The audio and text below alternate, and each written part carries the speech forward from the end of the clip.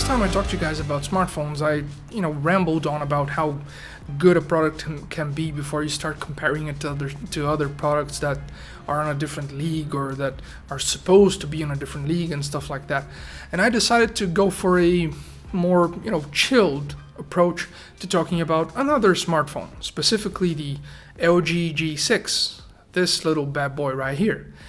And it turned out I can't, because a couple of days after I started testing it, I read an article about how LG as a company is making profits and the overall revenue is, higher than last year's. But the smartphone division is in the red. It doesn't matter how good your product is, sometimes, depending on how you market it or who your target is, it can kind of backfire.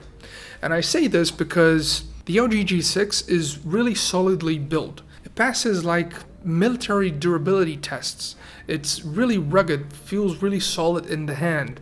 It has USB Type-C, it has a nice-ish loudspeaker, headphone jack, expandable storage. It's IP68 water and dust resistant. It has all-day battery life. It has basically everything. Plus super thin bezels with a big display right front and center and a 2-camera setup. But it's still not selling as much as it needed to.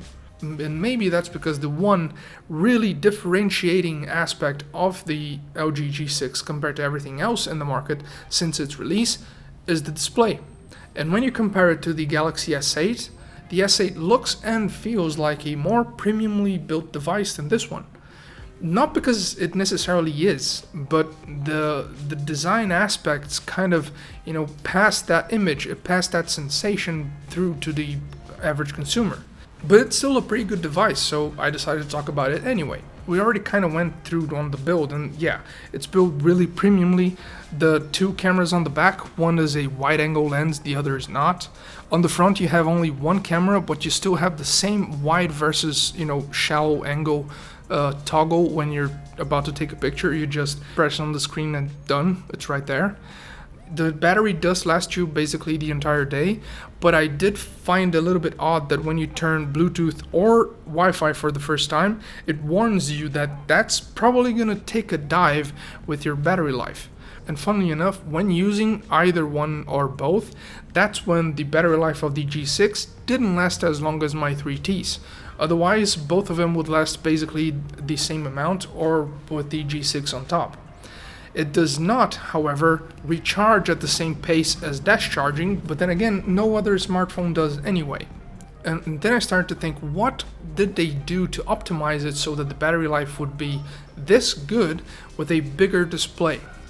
Well, the display is bigger, but it's dimmer. It's much more difficult to whip this out in a sunny day and actually look at the screen. And even indoors, comparing it to my 3T or my wife's iPhone 6s Plus, both of them have brighter and more vibrant, vivid displays than the LG G6. Considering that that's the main feature of the phone, that could be a problem depending on who's actually trying to buy this. The DAC inside this thing is not bad.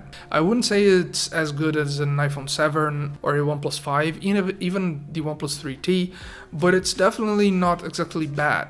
When I first started listening to music samples on this thing, I didn't realize I had Spotify settings to low quality, so I was, on the verge of throwing this thing out the window because I was like, what? This sounds terrible. But then I realized it, corrected my mistakes, and from then on, yeah, pretty good.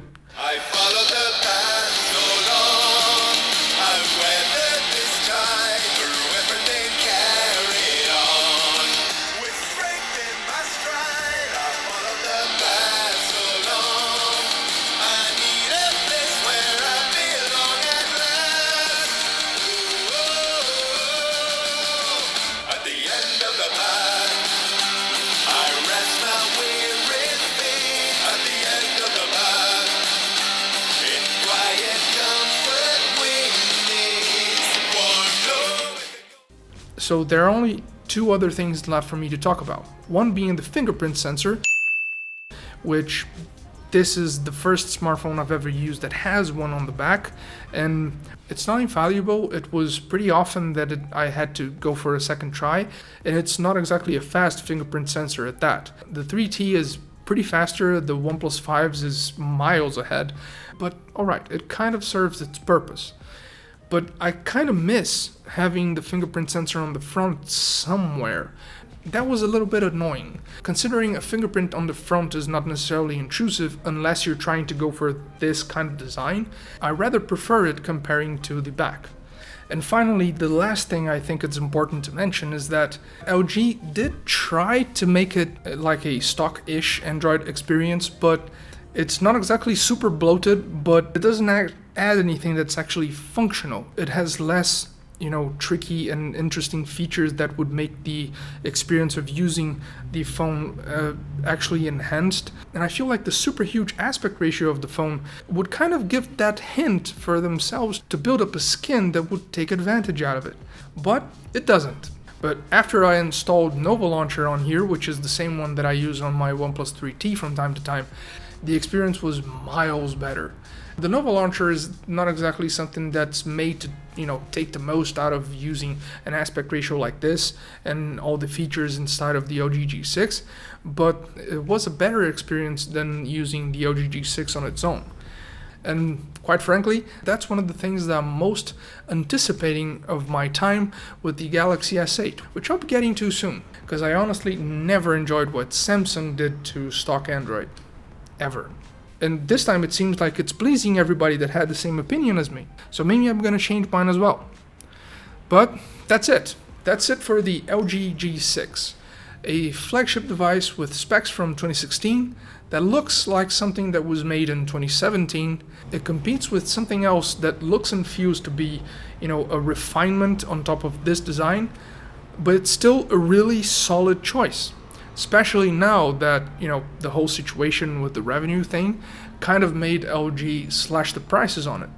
So this second semester might be the time to give it a shot if you want to try something with super thin bezels and you don't want to spring enough cash for a Galaxy S8, or if you don't want to wait for the Note 8, iPhone 8, or even the Pixel 2.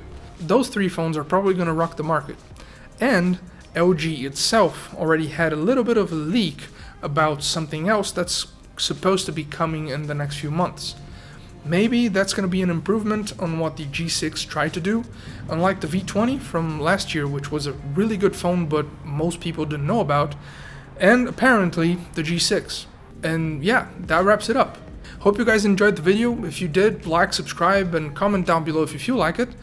And I'll talk to you guys in the next one.